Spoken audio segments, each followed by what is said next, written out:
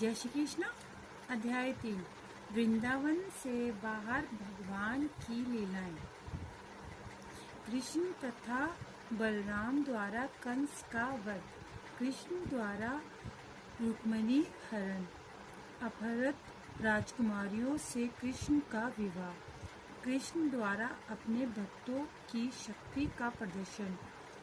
पृथ्वी के महान भार का हल्का होना। यदुओं का आपस में झगड़ना। युधिष्ठिर द्वारा अश्वमेध यज्ञ संपन्न। कृष्ण द्वारा मधुर प्रेम का भोग। यदुओं का तीर्थ स्थानों में जाना। श्री कृष्ण। अध्याय 3।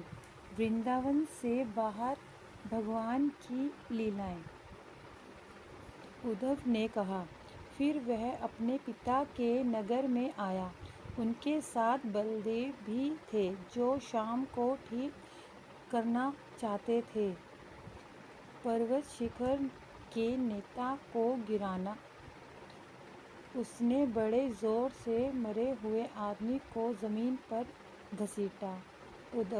श्री उद्धव ने कहा। तत्पश्चात उन्होंने प्रभु अगत आकारपुरम मथुरा नगरी में स्वयं पितरों, अपने माता पिता के चिकित्सक अभाव, श्याम कुशलता, बलदेव संयुक्त। श्री उद्धव ने कहा।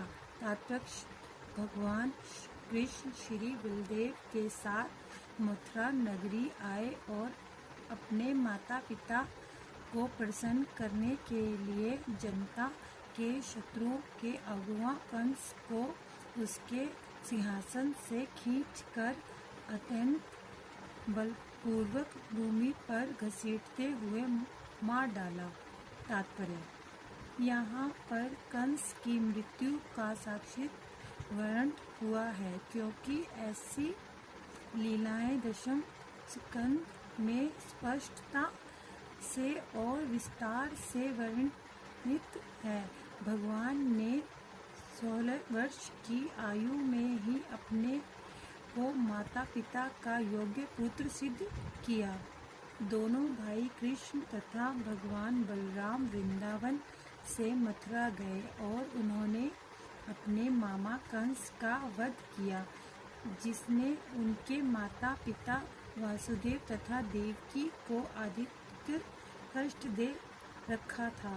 कंस एक विराट दैत्य था और वासुदेव एवं देवकी ने कभी सोचा भी नहीं था कि कृष्ण तथा बलदेव इतने बड़े तथा बलवान शत्रु का सहारा कर सकेंगे। जब दोनों भाइयों ने सिंहासन रूढ़ कंस पर आक्रमण किया तो उनके माता पिता डर गए कि अब कंस को हमारे उन पुत्रों को मार डालने का अवसर प्राप्त हो जाएगा, जिन्हें हमने इतने दीर्घकाल तक नंद महाराज के घर में छिपा रखा था।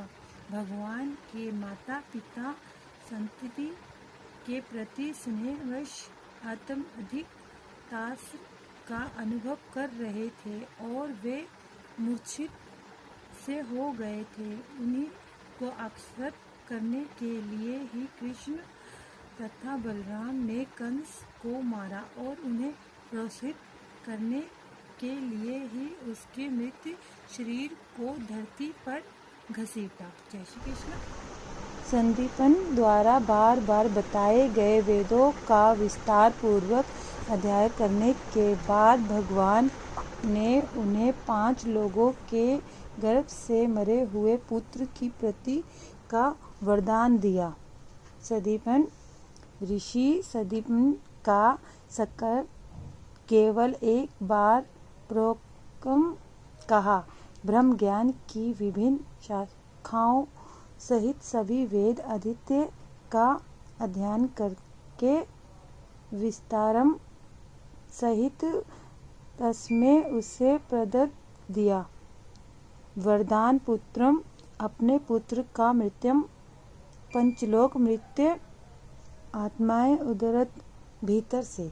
भगवान ने अपने शिक्षक सदीपनी मुनि से केवल एक बार सुनकर सारे वेदों को उनकी विभिन्न शाखाओं समेत सीखा और गुरु दक्षिणा के रूप में अपने शिक्षक के मृत्यु पुत्र को यमलोक से वापस लाकर दे दिया। भगवान ने अपने शिक्षक सदीपनी मुनि से केवल एक बार सुनकर सारे वेदों की उनकी विभिन्न शाखाओं समेत सीखा और गुरु दक्षिणा के रूप में अपने शिक्षक के मृत्यु पुत्र को यमलोक से वापस लाकर दे दिया। तात्पर्य: एकमात्र कृष्ण ऐसे हैं जो अपने गुरु के मुख से एक बार सुन कर ही वैदिक विद्या की समस्त शाखाओं से पारंगत हो सकते हैं।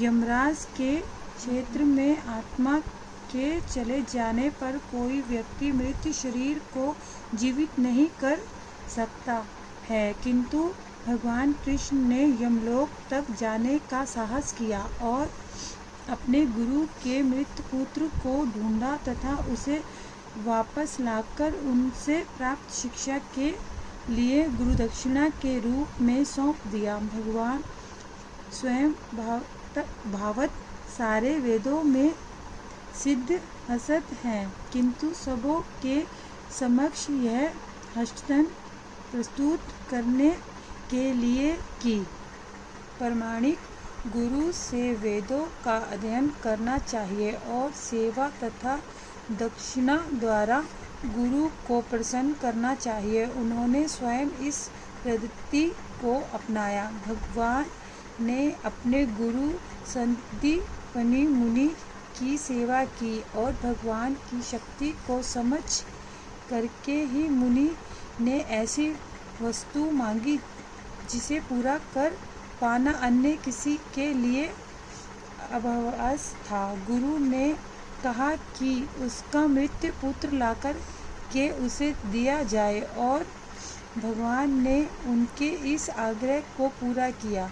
अतएव भगवान अपने प्रति किसी भी प्रकार की सेवा करने वाले के प्रति कृत्य नहीं है।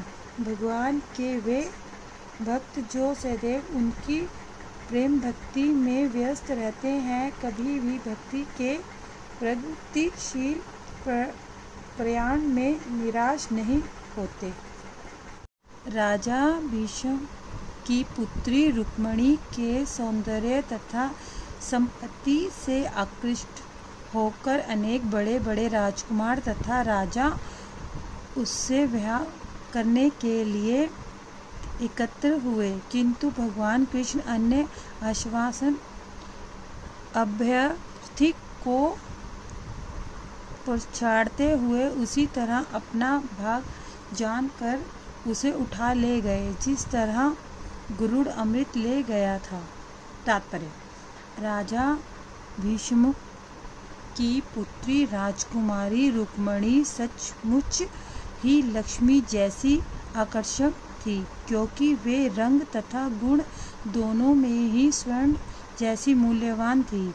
क्योंकि लक्ष्मी जी भगवान की संपत्ति है, अतः रुक्मिणी वास्तव में कृष्ण के ही निमित्त थी, किंतु रुक्मिणी के बड़े भाई ने शिशुपाल को उसके पति के रूप में चुना था। यद्यपि राजा भीष्म अपनी पुत्री का विवाह कृष्ण से करना चाहते थे, रुक्मिणी ने शिशुपाल के चंगुल से अपने को छुड़ाने के लिए कृष्ण को आमंत्रित किया। अतः जब दूल्हा बनकर शिशुपाल अपनी टोली सहित रुक्मिणी से विवाह करने की इच्छा से वहां आया, तो कृष्ण सहसा ही सभी राजकुमारों को पछाड़ते हुए रुक्मिणी को वहां से ऐसे उठा ले गए जिस तरह गरुड़ असुरों के हाथ से अमृत ले भागा था। इस घटना की स्पष्ट विचना 10 सेकंड में की जाएगी।